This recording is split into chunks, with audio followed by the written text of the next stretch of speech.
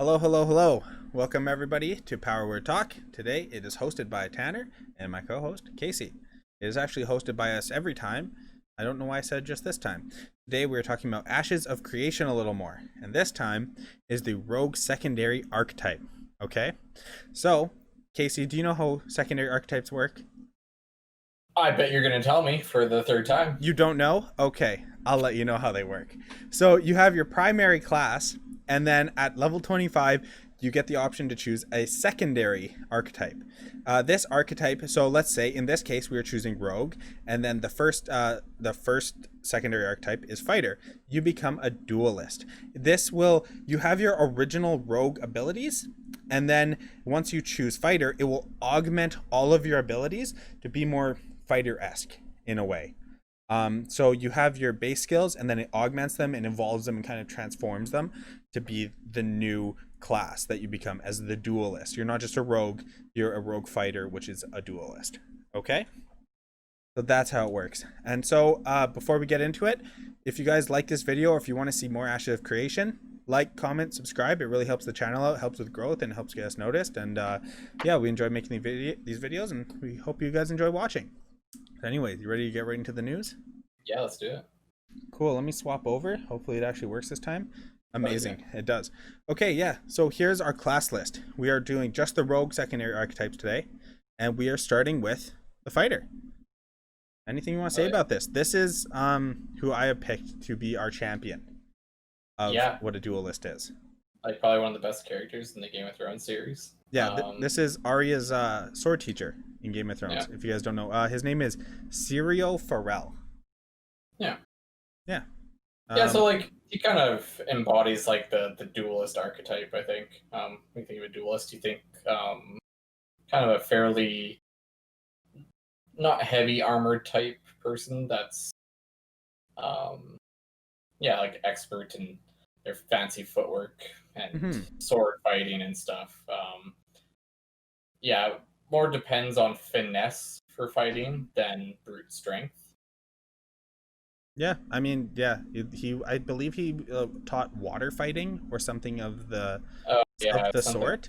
Which and just the way he holds his sword, he holds the hand behind and the one arm out. That's just like that's dueling. That's a one-on-one fight, and he's all about like being like water and maneuvering to your character and kind of dodging them, but at the same time you can strike them down quite easily. Arya eventually uses a different weapon, but like he teaches it with the sword, which I think embodies a fighter and a duelist perfectly.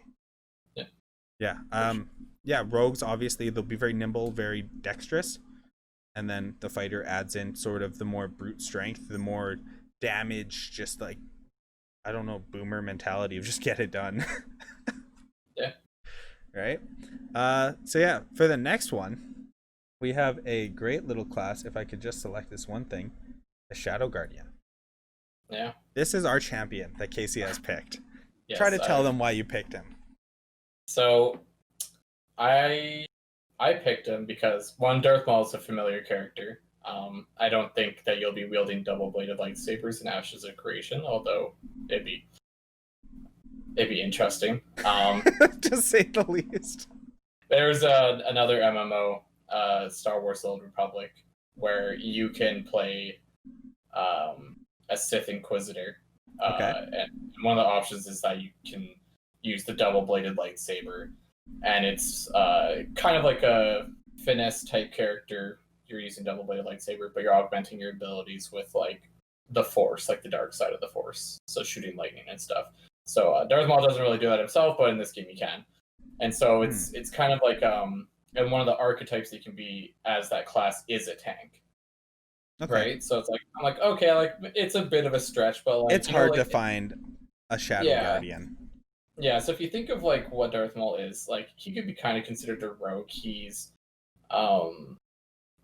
like hunting down he's hunting down the Jedi in Star Wars Episode 1. He kind of sticks to the shadows, doesn't say much. Very sneaky. So he kind of fits the archetype of the rogue. As far as tank, like, I don't know, it's hard to say that. He's kind of a one-man army, if you want to put it in that way, if you kind of want to juggle words. Right? Like, he can take on quite a few people, especially with the double lightsaber. Yeah, he took on like two of the best Jedi in the series, so it's like, Yeah, okay. I think that's as close as we could find. If you guys have a better suggestion, let us know, because There's a stretch. yeah. But yeah, as far as that goes, I don't know how it'll actually play out in AO.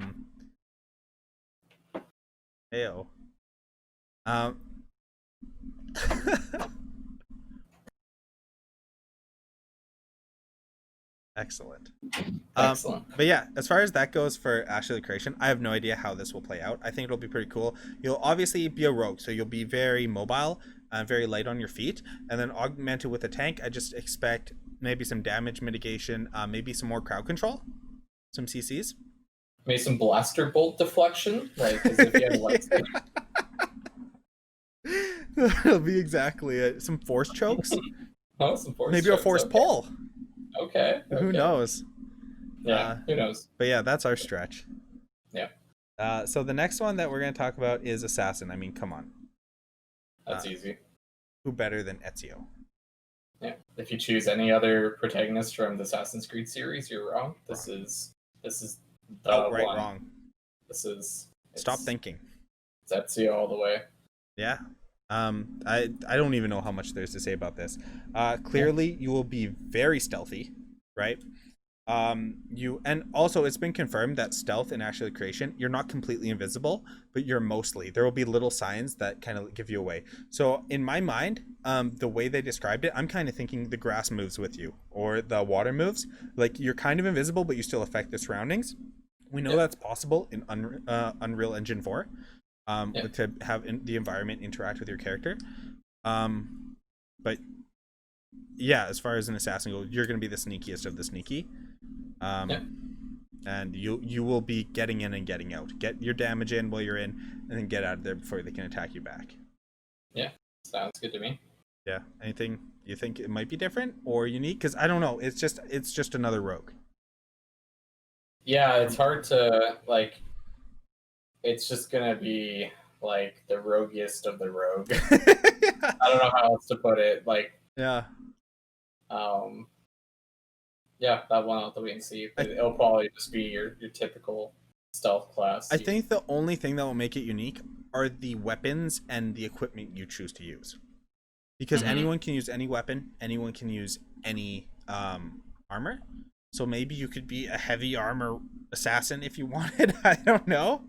I think that's the only way, where maybe you'll choose a sword and shield, maybe you'll just choose a two-hander weapon, maybe you'll dual wield swords, maybe you'll use a bow. I think that's the only thing that'll really kind of spice that up as far as something that we haven't seen before.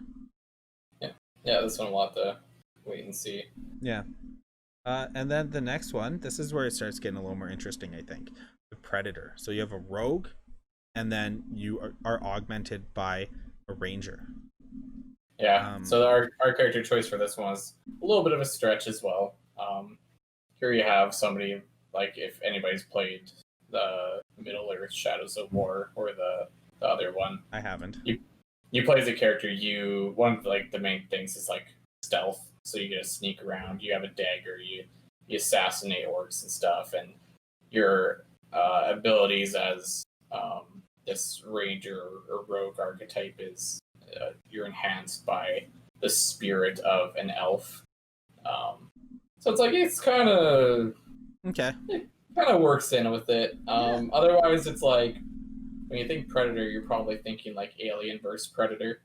But, that's it. It's hard to break away from that.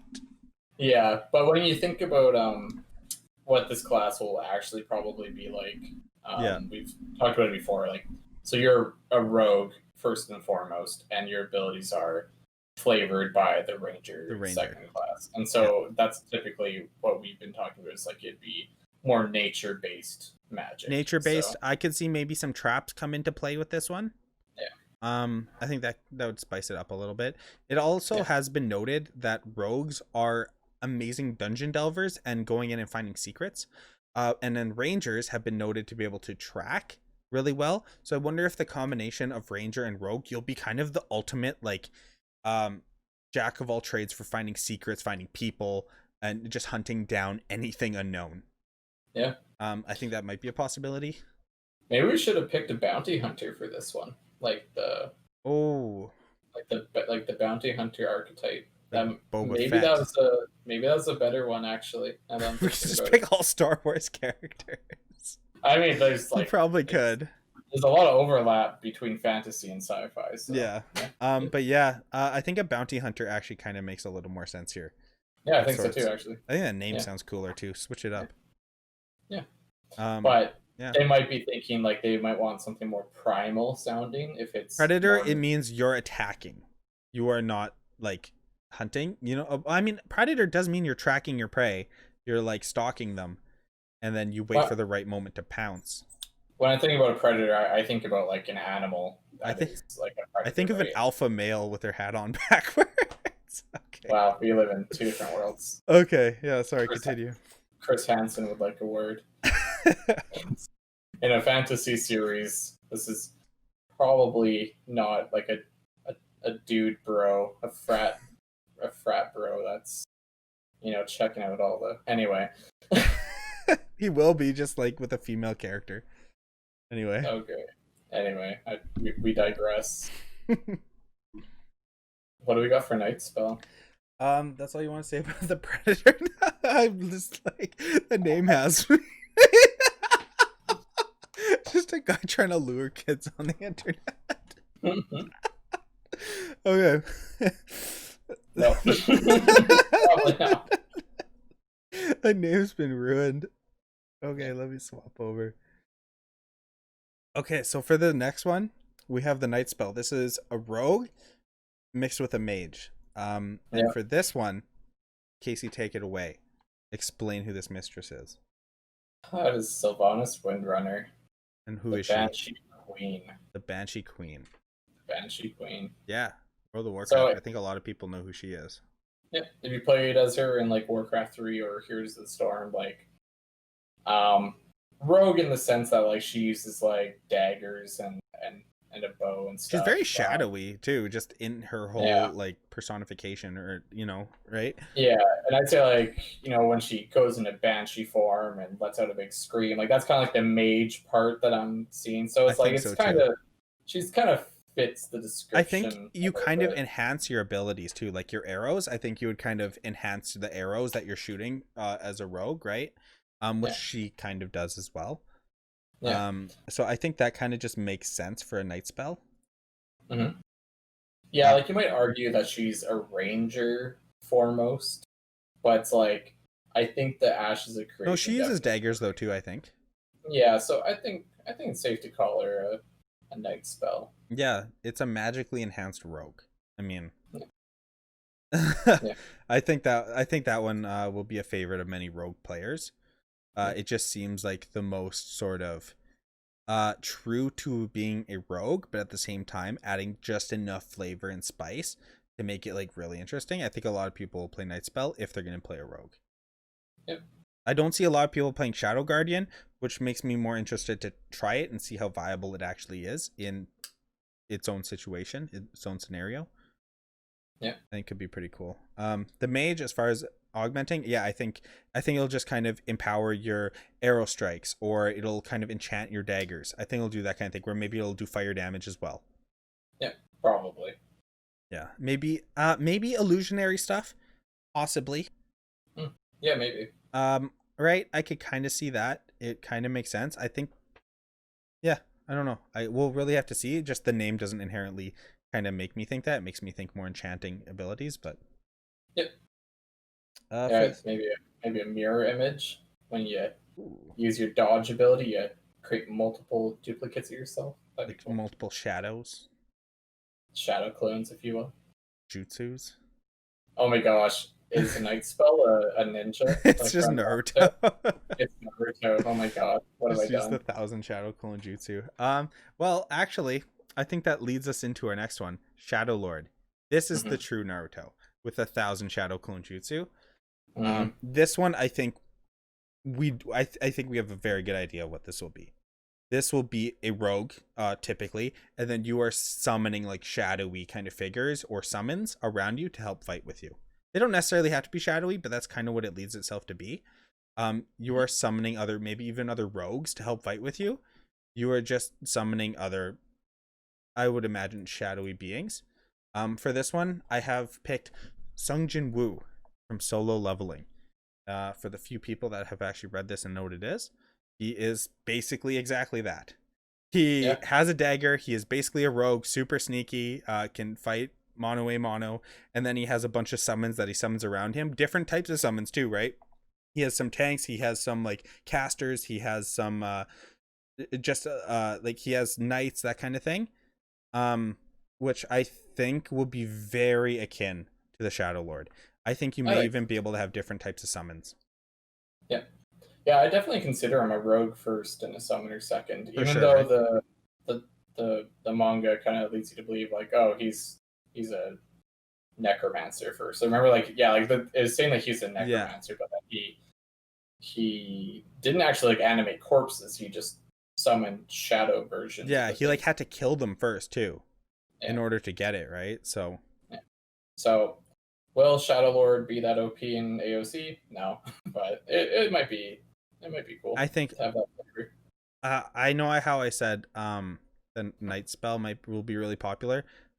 I think these will be the two head to head. Like I think Nightspell. I mean, just Shadow Lord. All the 12-year-olds love it. As soon as you hear, I love it. As soon as I hear it, it just sounds cool, right? So yeah, I think that one will honestly be pretty straightforward. You'll just have summons fighting with you. They'll be very shadowy. I would even like some abilities where maybe you can swap places with your shadow. I think that would be super cool. Yeah, if you could have like a 1-minute cooldown or something, where your shadow is fighting something and you just swap places, maybe to escape or even to attack. Yep. Yeah, that'd be sweet. The next one we have, let's not move everything here. It always selects like a million things, which I'm not a fan of. Anyway, the Cultist. This one was hard to find. All right. Yeah, because it's almost always a bad guy in a show. Yeah, or a side character that no one really cares about, not really fleshed out. Or just like cannon fodder in a video game. Yeah. So the closest that we found for this one is Isaac from Castlevania, the Netflix series. I don't know if he's in anything else, but I just saw him in that. In the show, he is seen whipping his back multiple times just to remember the pain, remember the anger that he's always kept, right? Like he won't let himself forget. He is very what's the word? Obsessed, I suppose, right? And as a cultist, as generally what they are, they're kind of obsessed over the one thing, over their cult. And in this case, it's Dracula that he kind of obsesses over, right? And he's seen fighting with a dagger. He's very martially apt to fight with that dagger. He has some other abilities, but I think this is the closest I could find to a relevant cultist. Yeah. Right? Because a lot of them are just background characters. Yeah.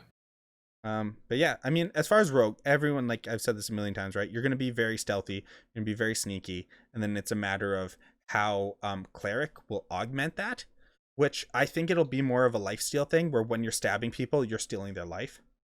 Yeah. I think that's kind of what it'll end up being. Whereas you have a necromancer, but I think that'll be more magically stealing or shooting like bolts at people and they'll steal their health.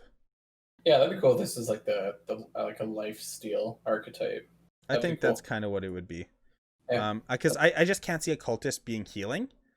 Because cultists are generally more of an evil, a darker presence. That's what the rogue is, right? Which generally that's kind of a lifesteal trait. Mm-hmm. Yeah, it's hard to imagine that like this would be a rogue that's just like a holy rogue, right? Like if they're calling it a cultist, I'm expecting like some blood magic going on. Yeah, you know? Yeah, some kind of dark, maybe some Sith lightning. I don't know. But, yeah, some dark techniques, right? I think that'd be cool. And so for the last one that we have here, this is our bad boy, the Charlatan. This one was a little hard to pick as like our kind of head man here, but I ended up picking Gambit because he's like the slimiest character I can think of. He's always playing cards. He's always kind of that guy around the corner trying to swindle you and everything, and then he is like magically enhanced to be like super powerful. But yeah, so that's the bard. The bard will usually they play instruments, but in this case maybe he does control cards, right? that could kind of be his thing. Like bards don't just have to be musicians; they're also kind of that all around party guy, I guess. Yeah. Um, Well, I unfortunately thought of this one a little too late. oh, There's a character from Dragon Age named Liliana, and she is literally a rogue, and her secondary class is bard. So she's your rogue that's going around stabbing people in the back while singing a song. okay. It's so some people might be able to relate more to that one. She's an interesting character. Yeah. Um, And don't know which picture to go with here because none of them are great. But hey, you might even, maybe you can argue that she's also it fits under the cultist archetype, like maybe a more lighter cultist, because you do you do meet her like she's you meet her in like the church and the maker in the original game. She's Okay. virtually, but then you realize she has a dark past and yeah, she's like a rogue archetype, but she's also a bard. So it's like yeah. okay. I'm kind of seeing this one as how you're playing your songs and stuff around you, but you're just like while throwing daggers at people, like from far away, right? Pretty much, yeah. Yeah. Yeah, like some may argue that maybe she's like more of a bard primary. I don't know. It depends on how you look at it. Depends on what a bard actually ends up being. I'm really curious to find out more concrete facts about each primary class, because as you find out about a fighter, if you find out all their main skills, you can have a good guess at how it will augment a rogue to be a duelist, right? Yeah. You immediately can kind of start getting that. And if we find out all the rogue primaries and then we know the fighters already, we can kind of fit those together and you can see how this playstyle works and how it will augment the other. So I'm really curious just to see more in-depth I guess concrete answers of how they will actually play, because yeah, maybe we can make like a quick updated version of these videos even eventually, of just like with actual proof and actual evidence, because there's nothing has really been released yet. Yeah, pretty much. But yeah, those are our kind of first impressions of what we think it may be like, or what we kind of hope it'll be like. Yeah, anything else you want to say about any of them? Just trying to hype myself up. It is fun going through these and trying to find a character that we think comes close to meeting the archetype of each one. It's kind of like a little prediction, because then maybe Yeah. see if it comes true down the road, right? Mm-hmm. See I how think accurate we were. I think for a lot of them, it's like we're kind of pushing it. It's like Darth if you Maul. think, because like when you look at like your let's look at let's look at column by column. So when you go the rogue secondary, it's interesting to see like okay, you have Shadowblade, Night Shield, Assassin, Scout, Shadow, Caster, Shadow Master, Disciple, Trickster. Like so, you're looking at those, and you see like all those are like very shadow magic type things, right? Definitely, yeah. And same thing with like Ranger, like you have your Hunter, Warden, Predator, Hawkeye, Spell Hunter, Beastmaster, Protector, Song Warden. So a lot of that is And those all really do say you're going to be long range. They really do. I know you can use any weapon, but I mean, Scout, okay, but like Hawkeye, Falconer, Soul Bow, Bow Singer, like you're probably gonna want to use a bow. Yeah, maybe. Yeah, they might surprise us, but yeah. Yeah, I guess we could use those as kind of a basis for what we think they might be. As far as how like a fighter would play, because fighters, I mean, that one I think is kind of hard to nail down, because I think you'll actually be able to use any weapon, whereas I feel like with a lot of other classes, you'll really want to use a sword and shield if you're in the tank, right? I think you'll really want a shield at the very least. I think if you're a ranger, you'll really want a bow. I don't know if they have short bow, long bow, but you'll want a bow of some kind. And then a mage, you'll probably want a wand or a staff of some kind. Yeah. But yeah. Yeah. Yeah, I think it's just interesting to look at column by column instead of row by row. You can kind of see the similarities of in the columns. Like if you're a secondary summoner, it's like it's all about what are you summoning? Like what are you Yeah, I suppose, hey. Yeah, it's just interesting to look I at. see what you mean. You can kind of get the vibe from each one. And I know Yeah. Ranger, we were thinking might be kind of very earthy, but then looking at how the names of them right now, I don't know if they will be. I'm not sure anymore either now that I look at it. Yeah.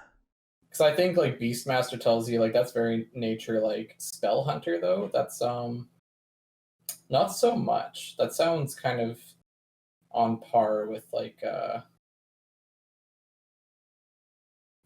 can't put my finger on it, but yeah, I can't really imagine that one being super nature magic based just by the name of it. But Yeah. looking at Predator and Warden and Hunter, like okay, yeah, I can see it there. Mm-hmm. It's tough to say. Yeah.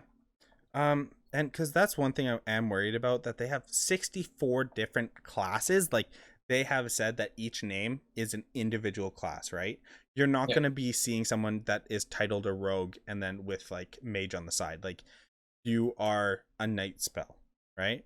And I am kind of worried about that they'll be able to differentiate them enough to really matter, and not just all kind of be the same but a little different. You know what I mean? To really make it worth having a whole other class. And I'm kind of worried that it might end up getting a little too bland, a little too similar to other play styles and stuff. But I mean, hey, they've been very adamant that 64 classes are in the game, that they want 64 classes, that they want that option. So something tells me that like the most important thing is going to the biggest differentiator is going to be the primary class. for sure. The difference between a Weapon Master, Dreadnought, Shadowblade, Hunter, Spellsword, Blade Caller, I don't think it's going to be that drastic.